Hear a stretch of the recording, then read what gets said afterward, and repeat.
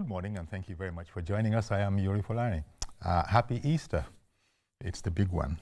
So here we are. The political news that we should be examining this morning is that the ADC crisis seems to be deepening. Oyo State Governor Seyi Makinde and Bauchi State Governor Bala Mohammed might not, apparently, be joining the APC anymore following,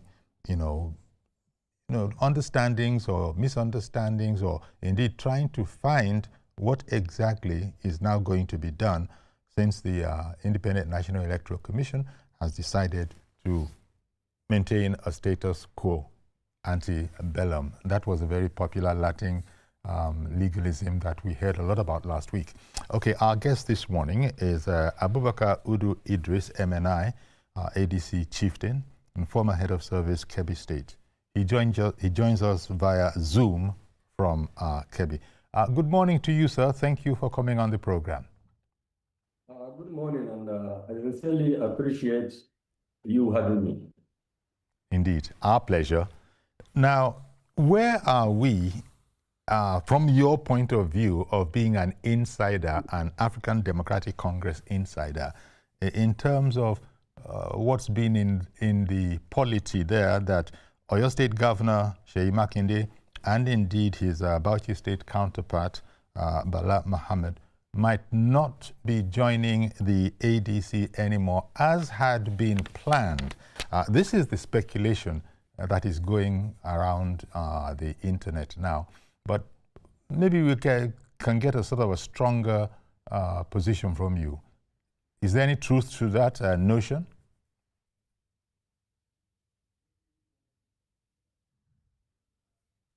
Is there any truth to the notion that previously... It's want to believe that they are joining the ADC too.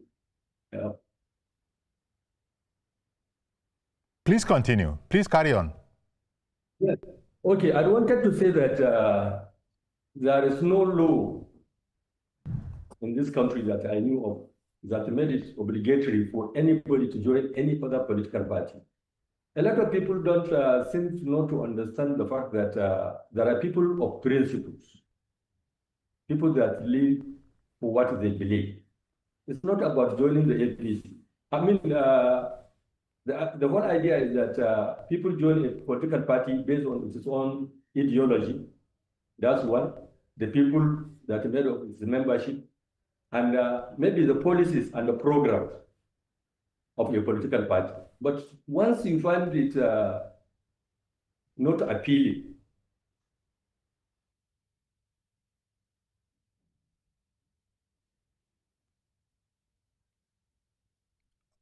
okay, I think it's a network. Then you wouldn't want to join. This is a voluntary political organization or any organization that when you are in a particular political party, you are going to succeed. So there's nothing that compels anybody to join anything or any other political party. It's a matter of personal opinion, whether you like it or not. Some people will never agree with you. Remember, it is true that we are some of the most religious people on earth. But don't forget that all prophets that came to this world, some of the people they were sent to, did not believe in them. So nothing compels anybody to join any political party that he or she finds it unappealing. Okay. So this is about that matter.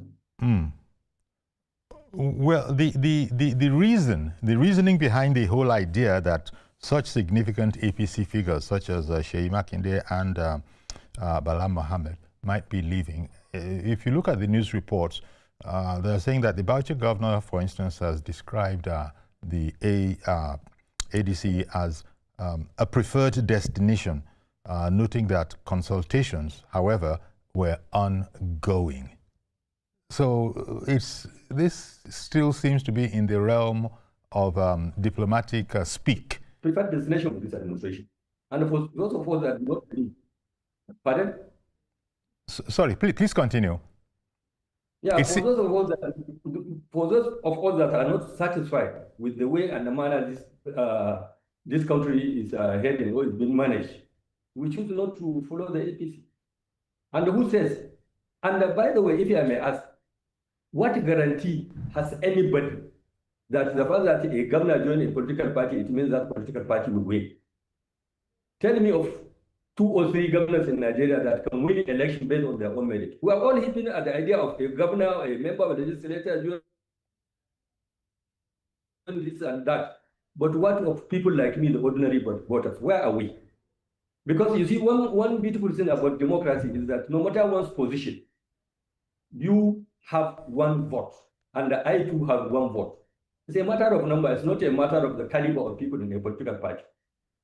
Like I said, Abinashu, can one count on his fingertips the number of governors that can win their second term, not even to influence their people to vote for a particular candidate at the presidential level, that can win election?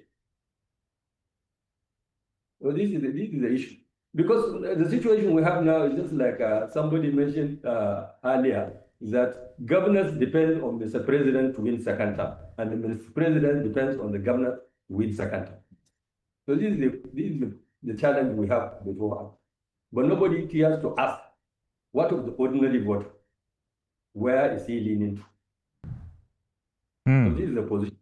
I actually don't give much premium to the fact that a governor joined a political party, because I know we are on ground here.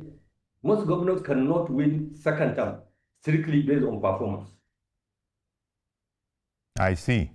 Yes. Well, that is the internal understanding of African Democratic Congress at the moment. Yes. Okay. So are you therefore saying that too much is being made of this? Too much is being made of it, the political significance of such a move? Absolutely, absolutely.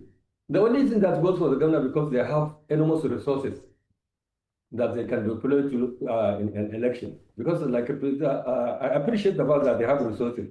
Like President Obama said, money cannot guarantee political victory, but without money, your failure is guaranteed.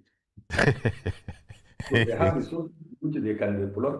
But there are people that have risk that you can't buy them. That's the issue. And even if you have resources, how many people are you going to give? For example, now, Mr. President and the governors across the country have provided a lot of palliative. But I can assure you, I, living here in Kebbi, I have never seen any palliative from anybody. And I'm here to see anybody that has received one. So this is a challenge. But had the governors actually performed creditably well, they don't need to give anybody any money. They can win the election. And even the little that comes from the federal, don't reach the people. So what are you telling me? That because a governor joined or a legislature joined, so everybody must follow suit? No. We made them, we elected them to the position they are occupying now. So they can't tell us what to do if we desire desirable change. So this is my point. Okay. Maybe it'll be interesting to hear your perspective as an ADC chieftain of the hopes for ADC to actually make an impact, because the whole idea of APC, of course, as a serious opposition grouping, is not just going into the elections, the presidential elections, for the sake of participating. It actually hopes to make a difference. Indeed, wrest, if it can, the prize from the incumbent. What is your idea of the chances of ADC in this regard? The way things stand.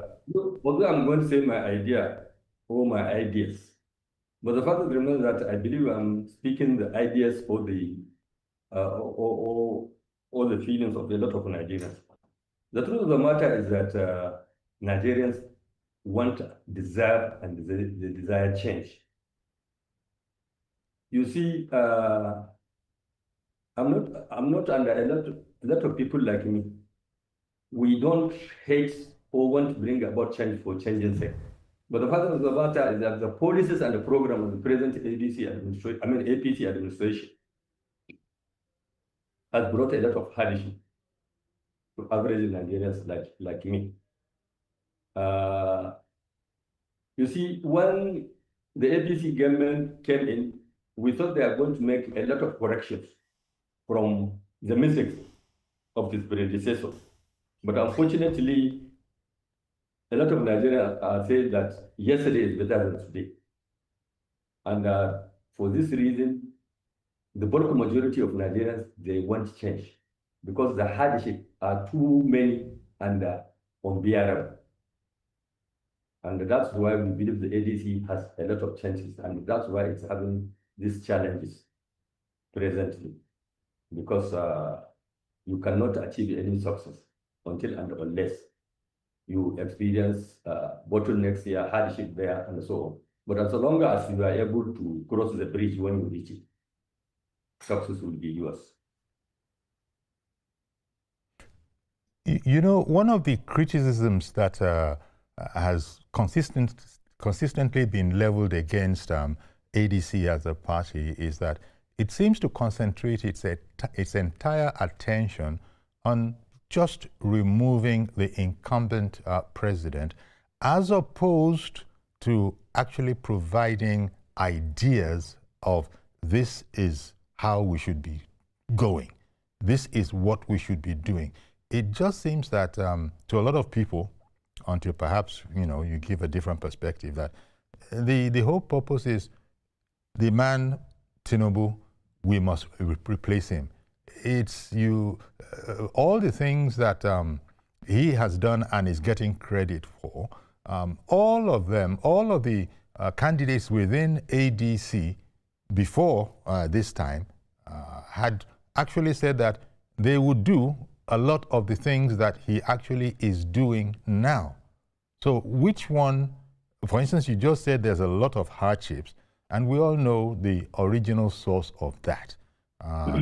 Not exclusively, but certainly the removal of fuel subsidy can be blamed. But then every serious member has said that they would do the same.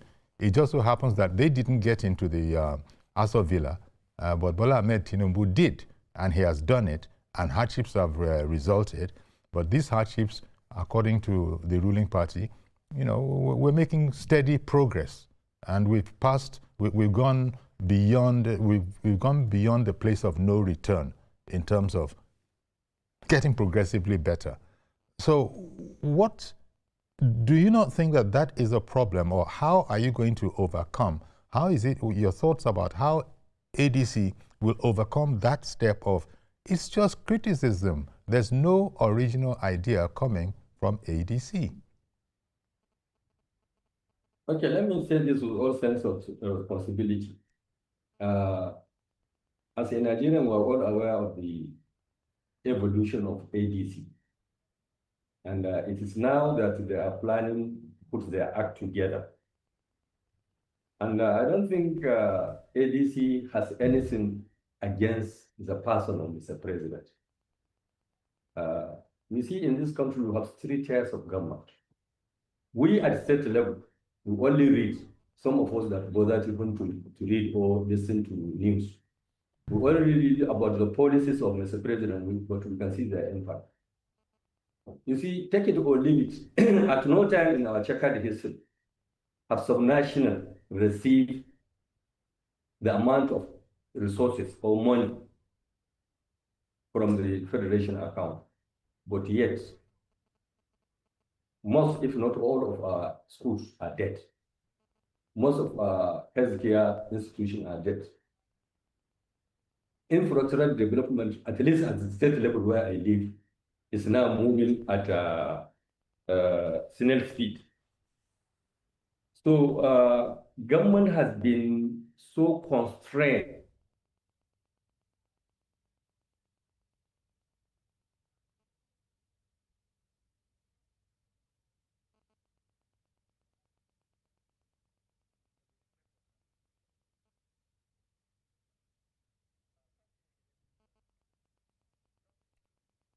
and inaccessible to the common. Okay, I'm sorry. I'm sorry. We lost. I'm sorry. We lost you for a while.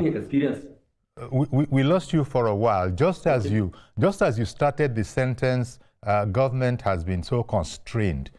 We lost you. I mean, government has been limited Okay. to only a clique, even among the APC members across the states. So dividend of democracy doesn't reach or do not reach the periphery. Like I was saying, our educational institutions are virtually in comatose. Our healthcare delivery is dead. Infrastructure development are done at snail speed, etc., etc. So people support a political party based on what trickle down to them, not because somebody is there, because you belong to a political party. I can assure you now, most Nigerians do not even bother about political party. They bother about the policies, performance, conduct of public officials. We appreciate the effort being made to curtail or to contain corruption and corrupt practices. But the truth of the matter is that anybody that is a member of the ruling party now, regardless of his sin in the space of corruption and the corrupt practices, nothing has been done about him or her. So you see, Nigerians have a kind of, regardless of our political persuasion, we have a kind of belief in the rule of law, justice, equity, and equality before the law, which is not happening now. So people should not take it that there is the ADC only want to remove Mr. President. Nobody is against the Mr. President as far as I know, but we are against the injustice going on against the country. We know, like I said initially, that we have 3 tiers of government, but regardless of constitutional provision, Mr. President is not the only president we have had since the advent of this republic. But we thought and believe that the federal agencies headed by Mr. President should have a say in what is happening across the country, in the same manner that they go against the opposition party, members of the opposition parties.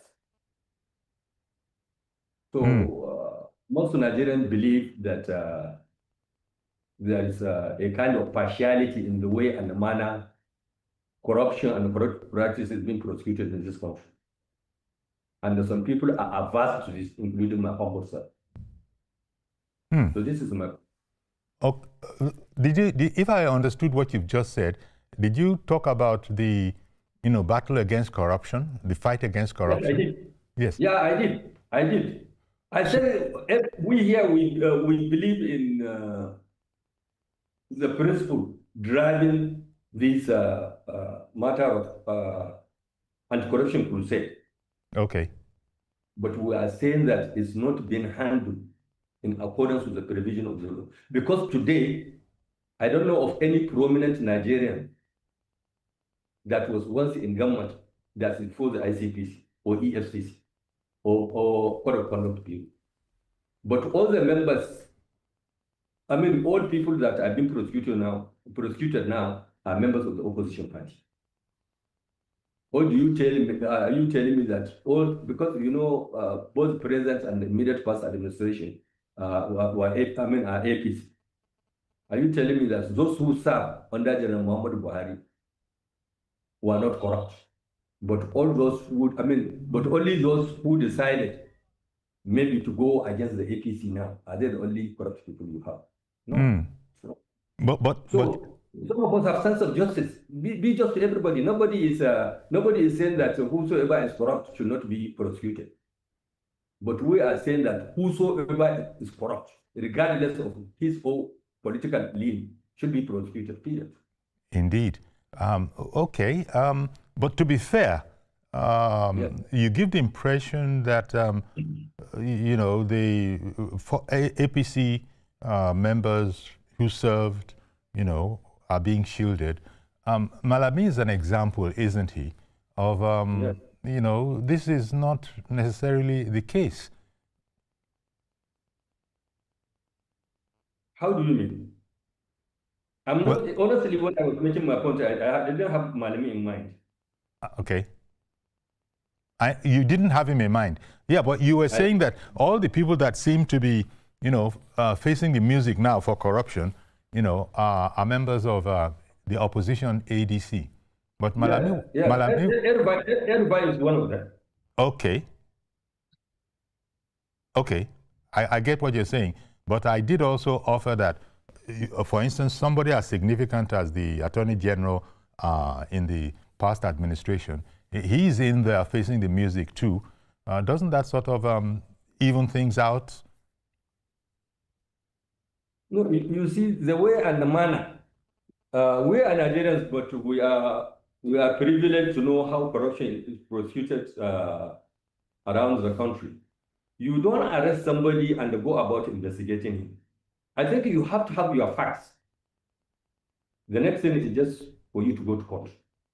But a situation whereby somebody is in custody and you are busy looking at his property all over the country just to get an evidence to prosecute him, I don't think this is the way it is done outside the country.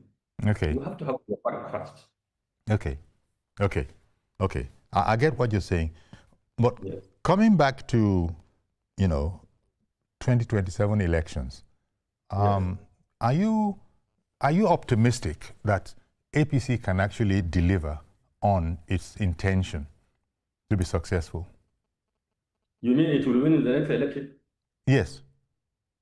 ADC, Well, African Democratic Congress. AGC. Your party, yes. Yeah, actually, I'm not only optimistic, but inshallah, I'm very certain that ADC will win the next gubernatorial and presidential election, including that of members of the National Assembly.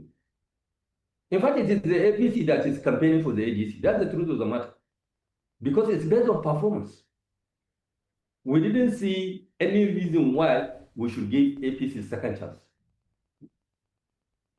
We don't see any reason why we should give them a second chance. So we'll go for another alternative.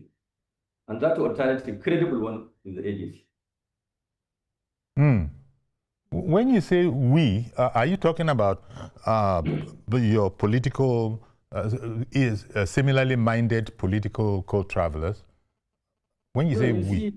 You see what most political analysts don't understand. But people like me, we don't give much credence to personalities per se, because we are living with the mass of the people. The mass of the people are not happy with the way and the manner things are going on from around the country. Not we. When I say we, I mean we, the common people. Oh, okay. I don't have any political office. But so I don't speak on behalf of the rich or those in government. Yeah. You would appear to be putting the blame for the situation in the country, the toughness, let us put it like that, squarely at the doorsteps of the ruling party. But there are also global aspects, are there not? That if one was to be a fair, analyst of goings on, this is not everything has come as a result of the ineptitude of the ruling party. For instance, take the situation that we are looking at now. Take the crisis in the Middle East. See the effect that is going to have on the price of crude and consequently the price of products from crude. And that is not just a Nigerian affair, it's a global affair. Surely anybody, whoever had been in power, would have to contend with some of these. And that's not talking at all about all the reforms that have been brought about by the ruling party. I know it might be difficult for ADC to actually say that some things have been done well. But looking at it neutrally, surely you can't say that nothing has been done to move us forward from where we have been. You see, at the risk of disclosing who I am, I'm very much conversant with international affairs. Okay. And I think all my texts have nothing to do with what's happening from around the world. I know that is every country worldwide is facing now because of the series of challenges from COVID-19 to date. That we are aware. But then, because of removal of oil subsidy, not because of discipline in the use and deployment of public resources, this is the first time that subnational are getting money, solid money. Yes. Not a single state in Nigeria, including Gombe, that I learned received the lowest federation allocation, presently received less than 25 billion naira per month. But be that as it may, for the first time in our checkered history, this is the first time that money is not the problem facing subnational, including the federal government. But the truth of the matter is that this is the first time that the ordinary Nigerians do not see the benefits of the resources accruing to both federal and national, and subnationals. For the fact that I think I said it earlier, despite the money we are receiving now, in fact, at state level, there's nothing going well, nothing, practically nothing going well in terms of human and material development. So, but the issue of international oil prices, the crisis happening here and there, the backdrop of issue of COVID-19, collapse of this and collapse that nationwide. I know we are not an island as a country. All this will impact negatively on Nigeria, regardless of whether or not we can control or do anything about it. So I'm very much comfortable with that. And by the way, let me make this very clear. I, as an individual, and the many people I relate to, we have nothing against Tinubu. In fact, we elected him in the hope and the prayer that he will replicate what he did in Lagos. But unfortunately, things are not going well. For example now, Mr. President said himself that if he did not power Nigerians after 4 years, when he comes for second term, we should not elect him. Is the supply of energy improving or not? If it is improving, fine. If it's not improving, he said, okay, those who are not satisfied with the way energy supply is going on in the country will not vote for him, because he said so. Indeed. But as far as I'm concerned, at least in KB where I live, the supply of energy has degenerated. Then he made it. Well, So yes. There are challenges. Absolutely. There are challenges, absolutely. But yes. Let's take a break now. When we come back, we can look at some of those things.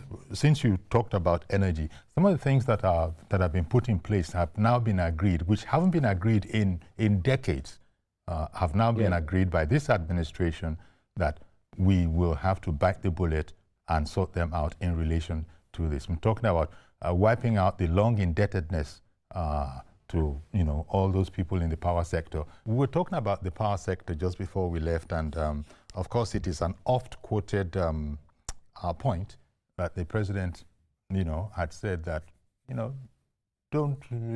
didn't deserve a second term if he can't fix the power sector. He said that, and people are bringing that up. You yourself just did.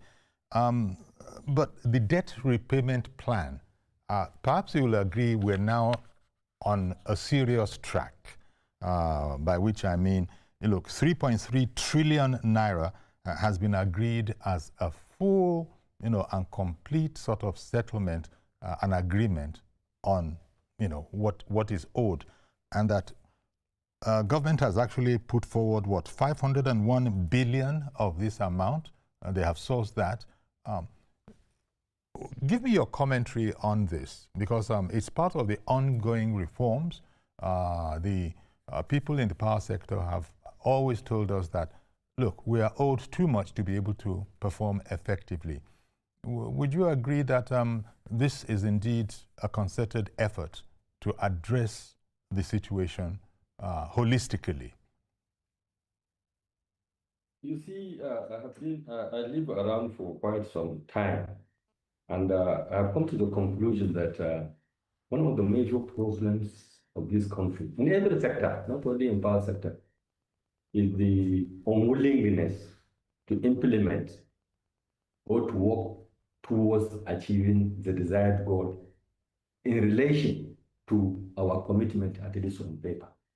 There is this issue that people need to realize, especially those in government, that there is preponderance of trust deficit between government and the governed. We have had all the effort being made, but what is there on ground for people to rely on?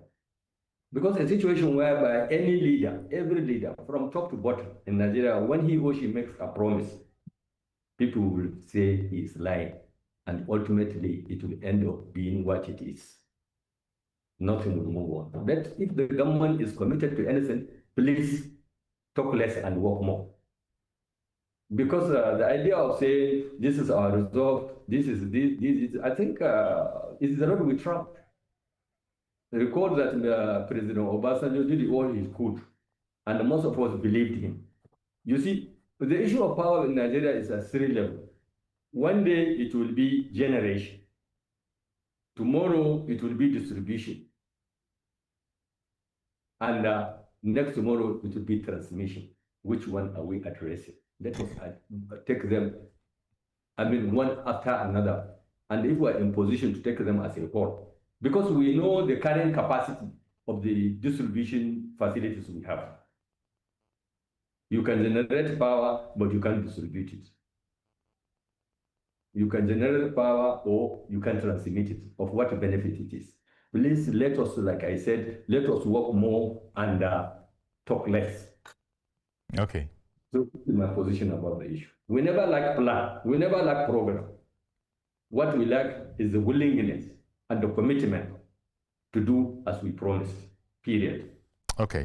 Let me bring in Pat here. Pat is watching from Port Harcourt. Good morning, Pat. Good morning to Thank you you. and your guest. Happy Easter. Happy Easter to you. Your guest said something that they don't see reason why one should vote for APC. Fine and good. We viewers too, we see no reason why they should vote for ADC. Because people in ADC are people that came from APC and PDP. So which means PDP, ADC, and PDP, ADC, and APC, one should not vote for them. They are not telling us the truth. They are not doing the right thing for us. They are based on same feather. They should stop deceiving us. So let them be demarcating themselves. At the end of the day, we Nigerians, we are the ones that we vote. And they should stop saying Nigeria will vote. It's not their business. They know what they are doing. To implicate Nigeria, say Nigeria we vote, Nigeria will be the one that we vote. Fine, Nigeria, they are not to remind us. They should stop the playing game with us. Thank you. Thank you very much, Pat, for calling in. Abubakar Udu Idris. Okay, what would you say to that? That between just about most people in ADC are actually closely related to, APC men. You said it, some time ago that we voted in President Bola Ahmed Tinubu. So it's not as if we're strangers to each other. But how would you react to Pat's statement just now that these people should stop deceiving us? I quite appreciate what Mark says. But the fact remains, you see, I always emphasize it here. There is nothing to quarrel about the upcoming election. Those who are satisfied with the way and the manner the country and subnational are governed can go ahead and elect APC. But those of us who are not satisfied with the way and the manner this country is governed, we can vote for alternative party. But the truth of the matter is that, with due respect to the gentleman from Port Harcourt, all APC members, without exception, came from other political parties. I'm old enough to know that. And they come and congregate in APC, including the first APC president, Buhari. He was from almost 3 other political parties before APC was formed. So, I mean, it's just a matter of opinion and ideas. But the fact of the matter is that with the present composition of government at all levels in Nigeria, people like me are not satisfied with the way and the manner the country is being run. Okay. Period. All right. Okay. So, I was saying, nobody will come from heaven and elect another person for us. It is we Nigerians. And the democracy, you know, is a matter of personal opinion. But I believe there's the need for desirable change in the way and the manner this country is being run presently. Oh, all right. Mazi Okoroafo. Good morning. Good morning, sir. Happy Easter to you. Happy Easter. This is happy Easter to all Nigerians. Sir, when we talk about the that we're talking about, you see, the initial thing we are look at it, what brought about the hijacking. You see, when you come to a place, there are people already on ground. When you come to a place, there are people who are the founders. When you come to a place, there are people that the taproot. When you come with it, there are people that already initiated such things. Come this issue of hijacking. That is the problem we are facing. Now you ask yourself, how do we solve this problem? The problem is to go back to the basis. People that formed it, people that started that from day to day. That's the only solution. But a situation whereby money and power is playing the politics there, that you think they cannot achieve it. Honestly speaking, let us say that. That's why I used to tell people that the president, our president, Tinubu, people should relax. After completion of the present government 8 years, they can come back with their own and but for now, there is no vacancy in Afro, whether people like it or not. All these things we are doing. Time will tell because we are playing all these politics. No vacancy in Afro. Nigeria should bear that one in mind. But our president must complete it by the grace of God. Complete it 8 years, 3 ways, as other presidents have been used. So his own will not be special. His own will not be like Biden and Trump in America. So that's it. So I'll tell other political parties, relax, calm down, wait. After 20 years, then you can now come and buy the test. But for now, you can try a sort of situation and arrange yourself, solve your problem before that time. Good morning. My name from Chieftain. Happy Easter to all Nigerians. Happy Easter to our president and all the cabinet members. Good morning. Thank you very much, Mazi Okoroafo. Well, as my guest has said, it's a matter of personal conviction, and he said it is because of that he bears what you are saying in mind. But what do you find wrong with his position, which is that, look, let's, all the ideas that are coming out of, if there are those many ideas coming out of APC, let them rest till 2013, I believe. Let them rest till that time.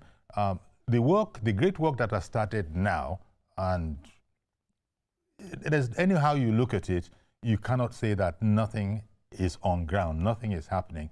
Let us see that for another term, and then anybody else can come in. After all, there was no delay. Arguably, there was no delay. Tinubu hit the ground running. So there are all sorts of reforms that are in progress now, most of which ADC members are thoroughly familiar with, having been former political associates, but now things are different.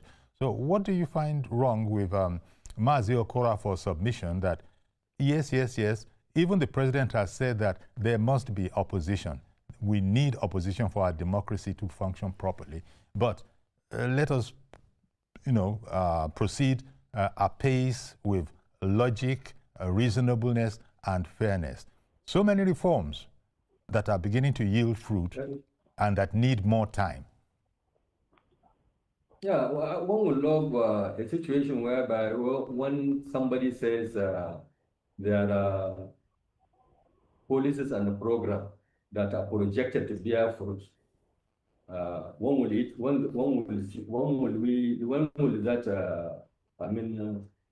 fruit germinate? You see, as human, like any other living creation, we have our time on earth. After all this altercation, discussion, and we're doing, who guarantees you tomorrow? how many of us are guaranteed next election? Most of us that are making noise may not even cast our vote in the next election. We don't pray for that. But the truth of the matter is that a number of Nigerians will not cast their votes in 2027 because they are not guaranteed their very life. You see, a human being has a time, like I said, time frame within which to live and go back. And every human being, like every generation, has historical responsibility. We won't see changes in our lifetime, not when we die. And who said that all programs that the present administration introduced are anti-people and they must be uprooted?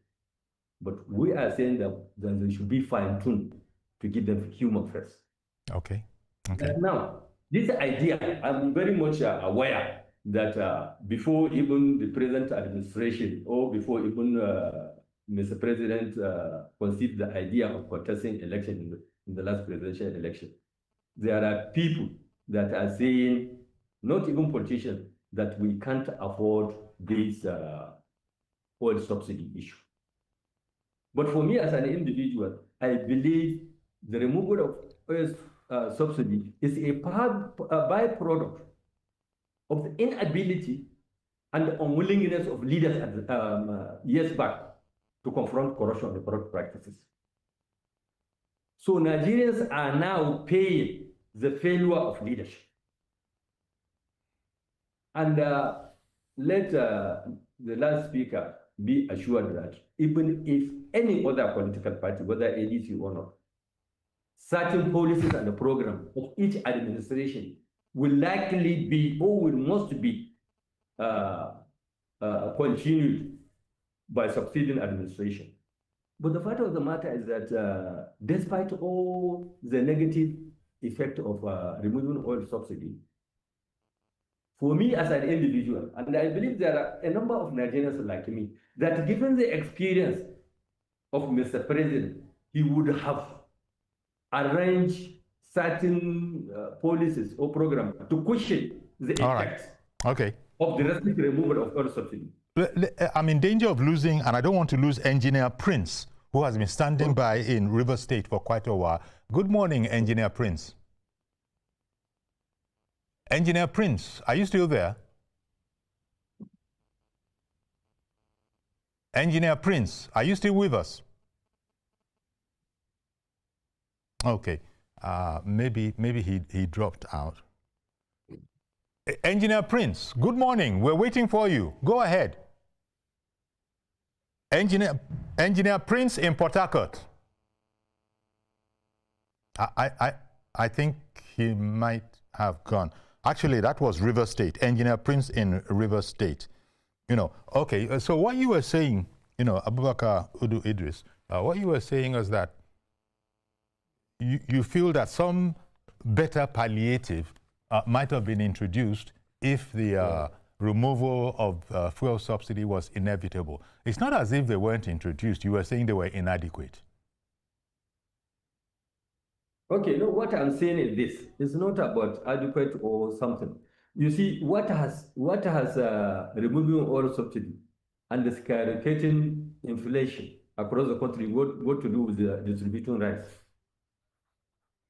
Even the palliative introduced are not adequate. Talk less of being sufficient enough to confront the challenges brought about by removing oil subsidy. For example, now I may have rice to eat, but don't have money to go to travel. So when you give me rice, I can't use rice, maybe say to travel to Lagos. You can't. So even the palliatives are misplaced. And like I said, in issue, even the little palliative do not reach the mass of the people. Okay, let me try Okorie. Okorie has called in from Benue State. Good morning. Okorie, just as I was coming to you, that call, we seemed to lose it. Just like we lost Engineer Prince calling out of River State. Our guest is Abubakar Udu Idris, MNI, ADC Chieftain, former head of service in Kebbi State. And Pat had, I believe it was Pat who had called in from the top of the program, who had said that, look, in fact, I think she almost got as far as saying there's very little difference between ADC and APC in the sense that a lot of the people have come, but our guest has responded that, so what? Even the former administration of Muhammadu Buhari, didn't he come from somewhere? But when you look at the political mix that we have now, do you see a situation where there are going to still be all sorts of, I hesitate to refer to it as horse trading, but all sorts of alliances, negotiations are going to, happen. After all, we're talking about Sheyi Makinde, Bala Mohammed. These are people that at one moment were going, but now are not going anymore into the ADC. So the ground is far from settled, I would imagine. The guy is far from settled politically. As to how the political class... You see, I always... Yes, please, go ahead, sir. You see, I always say that despite the significance or importance of membership of, say, the political elites in a particular group is important. But the fact of the matter is that the policies and the program of this administration impacted directly on the common man. And most of the common men do not own allegiance to these so-called elites. Because the Nigerian elite generally, most of them, with a few exceptions, have failed the common man. And for people of my generation, we always think that it's always business as usual. But the fact of the matter is that people of my age are not many in this country. So the new generation have their own opinion of what constitutes good leadership. Yeah. So I think whosoever is going to decide this election must be, or those who are to decide this election are preponderantly male, young male, and young female. So this idea of big men joining here, joining there, in fact, they don't appeal to the people because most of our elites are living in cities, not in towns, villages, and hamlets around the country. And the bulk of Nigerian population, regardless of the massive or unprecedented rural-urban migration, the bulk of Nigerian population live in the rural areas where we live. So they have their own opinion because they are impacted negatively by the policies and the program of this administration. And even if ADT wins, I know we have our own program and so on, but certain programs subsisting now will be tinkered with to bring the sucker to the common man, period. Indeed. Well, I think that's as good a place as any in which to leave it. And I want to thank you very much, Abubakar Idris, Udu Idris, MNI, ADC Chieftain, former head of service, Kebbi State, joined us this morning from Zoom. We thank you very much, sir, for coming on the program. Yeah, thank you very much. Thank you. Do please join us tomorrow for a fresh edition of the program. I am Yori Folare. Bye-bye for now.